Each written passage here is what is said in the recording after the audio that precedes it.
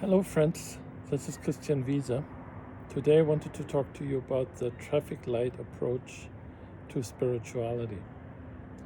Actually, the idea of this talk came to me when I was traveling in Philadelphia. I was going into the train station and there's a statue there, a memorial to the fallen heroes in the Second World War. And I was thinking about the war in Ukraine and how apparently in the last 70 years we haven't really learned anything since. But two, I was also remembering that the Germans were fighting on the other side, and yes, Germany started the war, and yes, it was a good thing that the Hitler regime was dismantled, but it also was the case that my grandfather died on the last day of war in the battle for Berlin. So all this went through my head. I kept walking and saw an ad for a university. I was reminded how a couple of years ago we went to Philly and checked out that university, and afterwards I was actually upset at the counselor and thought she shouldn't have recommended that particular school. That was it. And then I kept walking and got in line for the train, and there was a girl who had a sweater of a different Philly university. And I said to myself, oh yes, that's a very nice one. That would have been nice had the boys gone there. So this, I guess you can call this all normal thoughts that people have as they get triggered. But afterwards I was reflecting and I was saying, those were all self-referential thoughts and feelings concerning war, concerning my grandfather who died, concerning the boys and the universities they went to. There's nothing wrong with any of that. And I think that's a very important point to stress. And that gets me to the traffic light approach. So in the traffic light approach, I would call the ego the red light, the I am state the green light, and to be mindful of self-referential thoughts to be the yellow light. And we get constantly, as we get triggered by certain images or by certain conversations or by certain events, we get triggered in between all those states. I don't think it's right to say that only the enlightened folks can have I am moments. I say we have many I am moments every day. It's just they don't last, very much like the self-referential energy doesn't last. Also those Satori moments don't last. They're present and then they fade away. So the first important thing about the traffic light approach that I would like to state is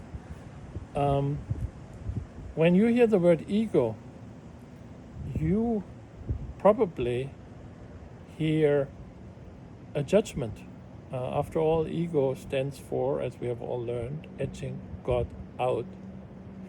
So somehow we feel that there's a gatekeeper that can decide, oh, those are good thoughts, those are good feelings, and those are bad thoughts and bad feelings.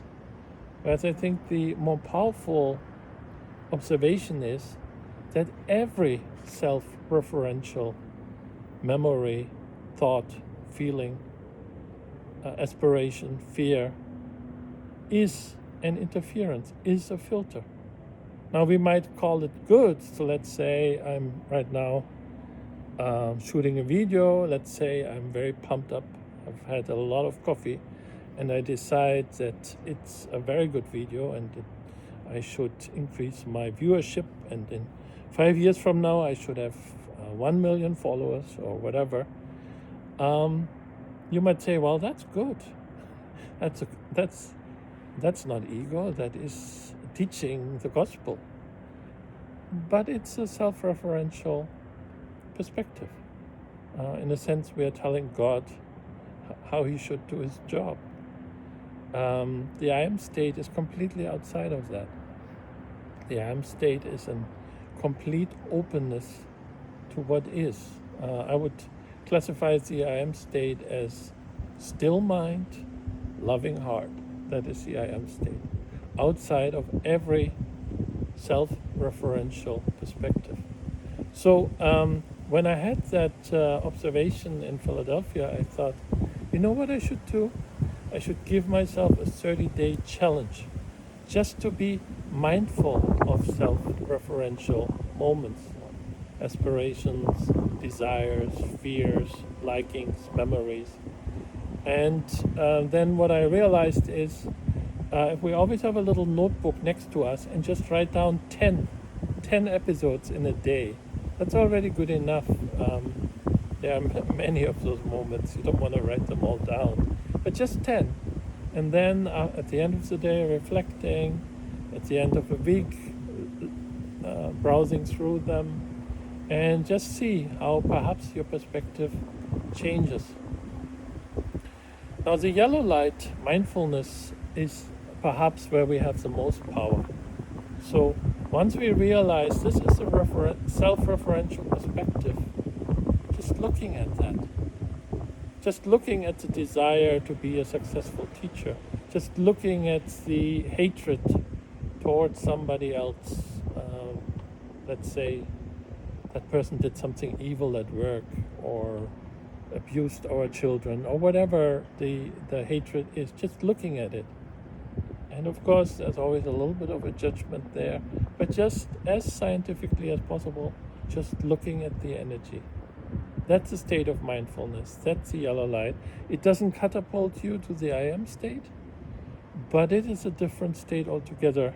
And actually, it was Krishnamurti who said, the moment we are aware that we are unaware, we are in fact aware. So with that little exercise, the 30-day exercise, we perhaps become a little bit more skilled in that mindfulness exercise. And what the exercise is really truly all about, it's about disconnecting from modern brain. Modern brain has brought psychological feelings and thoughts into our neural activity. It has become just one. As Krishnamurti always says, the thinker is the thought. If you think that you are the gatekeeper who can distinguish between the good and the bad, you just have to understand the gatekeeper is part of exactly the same neurological network. It gets very messy. And you might be able over 30 years to become wise and loving, or at least smarter and more caring than you were 20 years ago. But it's not the I am state. The I am state is something else entirely. I had a couple of Satori moments this year which were very powerful. It was like looking through a window pane and just seeing life as is, without any conscious participation, without any subconscious participation.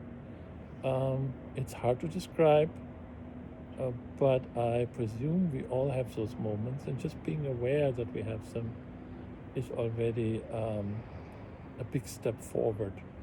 So yeah, that's my 30-day challenge for you. What exactly drives that traffic light? How do we get from green to yellow and red and vice versa? Well, I guess we would argue that we are kind of responsible for our action. If a memory pops up, we are kind of responsible for belaboring on the subject, getting triggered into something. But then beneath the surface, there's a higher power that operates the traffic light. And when you really look, what that higher power does is it just confronts all the unhealed elements to us. And we embark on a conscious healing journey, quest, where we are willing to face all those demons and aspirations that pop up. stay with them, understand them, let go of them, I do think we do take a big step forward. It might still not be the ultimate I am state, but it is definitely a much more wholesome way of living and a much happier way of living. Subconsciously, we then gravitate towards our tribe, our mission, and from time to time we get catapulted into what still requires healing. But as I try to encourage you with a 30-day challenge, if we just manage to look at those unhealed elements as they are, we have a good shot at least not repeating the pattern in future times. All right, I hope that talk was of help, and talk to you next time.